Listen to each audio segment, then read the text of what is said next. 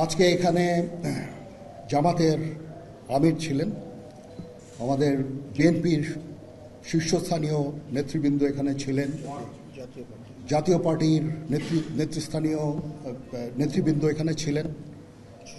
এবং সুশীল সমাজ, এবং এখানে ডক্টর আসিফ নজরুল উনি নিজেও ছিলেন এখানে, এবং উনি আমার সামনেই উনি সমস্ত ছাত্রদেরকে একটা সুন্দর বার্তাও দিয়েছেন,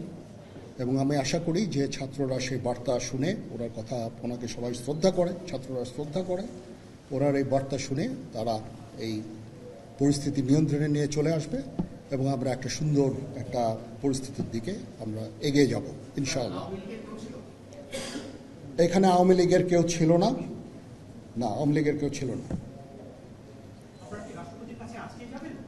হ্যাঁ, আজকেই, বিকজ আমাদের এই সময় নাই, এটা একটা